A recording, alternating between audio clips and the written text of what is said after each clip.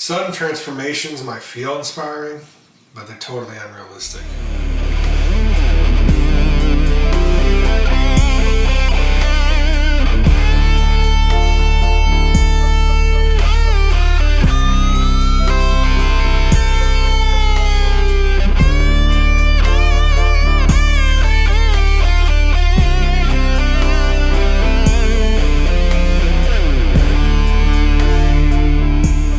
Welcome back to my channel. I'm Jack Lawrence, award-winning and best-selling mystery writer and former therapist. On this channel, we talk about the psychological tips and tricks to bring life and depth to your story, your plot, and your characters. So why do people resist change to begin with? We've talked about this a little bit in other videos. Change threatens identity, social roles, and emotional equilibrium. All of these things are based on what you believe, how you act, what you do, your upbringing, the traumas you've experienced, all associated with that. And there's comfort in status quo. That's why a lot of companies resist change, a lot of communities resist change, because the status quo has a certain level of comfort. And when something changes, big, small, it disrupts the cycle and the pattern. In therapy, we would call this within a family, and it can be used pretty universally, is homeostasis. Homeostasis, all that means is this is your state of being, this is your normal, this is how you operate, and when somebody changes, it throws that off. Now you're in chaos. And so one way or another, you have to get back to homeostasis. That's either creating a new form of that, where now you have a new normal, or whoever or whatever changed has to return. So, for example, when I worked with addiction, the state of homeostasis was you had a sick individual who was the addicted individual.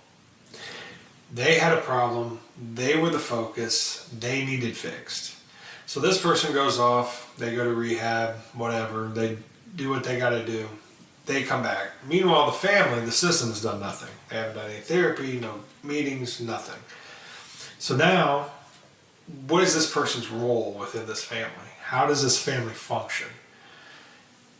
Unfortunately, most of the time, you need a sick individual to make the family function, because that's how it's operated so long.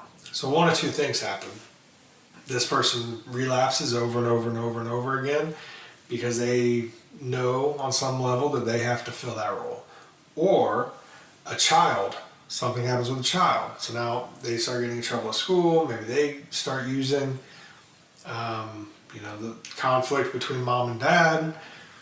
Something happens to where somebody's picking up that slack. The other alternative is this sick individual goes, they get treatment, family gets treatment, and then everybody gets treatment together at the same time, and you create a new normal. Now they come together, they have a new sense of how to operate, a new sense of normal, homeostasis has changed, and now they can go on and function how they see best fit. So what is the best way to put this into your story and your book? Well, number one, I see a lot of writers screw this up big time, is that big speeches don't change people. It might inspire them for a moment, right? But it's going to be very short-lived. Days, weeks, months. It's not a permanent change, because ultimately it doesn't get to the root of anything. So think of it conscious and unconscious. The unconscious is what's driving you. That's your whole sense of being and self and all of that. Whereas the conscious is what you're focused on, what you're actively doing.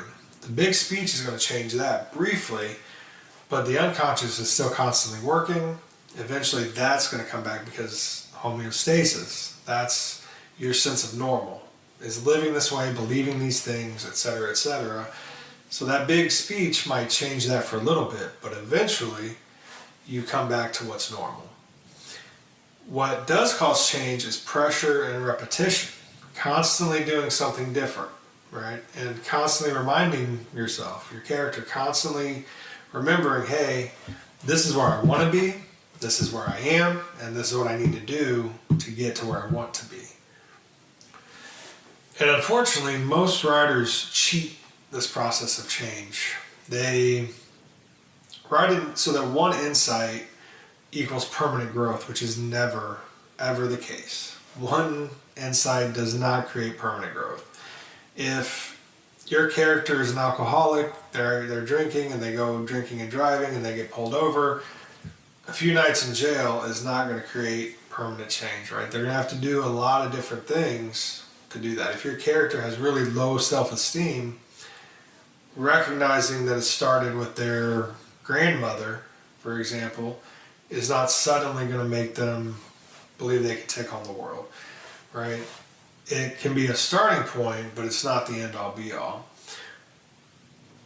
A lot of originators of therapy believe that relapse is all part of the process. You can't have growth and positive change without relapse or, backslide. If you've been living under certain beliefs and rules for most of your life or many, many years, that sudden change is too sudden, right? I was always a big fan of very small steps.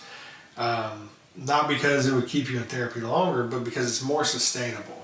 It's easier to maintain and continue to grow if you fix one small thing, master it, and then move on to the next rather than trying to do a complete 180 overnight. And that's why New Year's resolutions usually fail, right? Because you make this big goal to do something and change something, and rather than doing small goals that lead up to that big goal, you get 2 months in and you're no closer than you were 2 months before, or only slightly closer, and so you give up. It's not sustainable. So it has to be short, little changes, right? And constant repetition. How you do this is you show the relapse. You show where your character falls back into old patterns.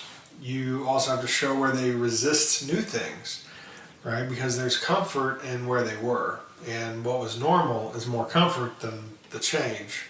So showing how they resist it, whether with themselves, with other people, there has to be resistance for it to be believable. And internal bargaining, right? That's a huge one. Like, oh, well, I can do this, which is maybe an old pattern, because I've done this. So prime example, somebody who starts a diet and they go 4 days executing this diet perfectly, they're 4 days in, oh, well, I can have this piece of cheesecake because I did so good for 4 days, right? There's bargaining that goes on because your brain is trying to protect you. Your brain knows it's more comfortable to do what we've always done. Why change, right? Especially if your character is, older, or depending on the stakes of the situation. If it's more comfortable to stay the same, that's what the brain is going to opt for. And so there's going to be that internal bargaining of, well, maybe just this one time, or we could get away with it. Include that, right? It brings realism to your character. Even if your reader doesn't identify with that, I guarantee you they've done it, right? 100%. And even if they don't want to admit it, again, their brain is picking up on this. This is familiar somehow.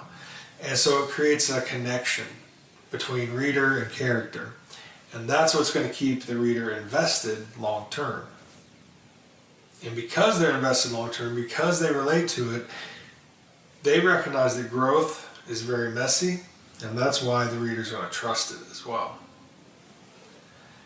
If you found this video beneficial, be sure to like, share, and subscribe, because every week I drop a new psychological tip that brings life, depth, and realism to your characters, your plot, and your story.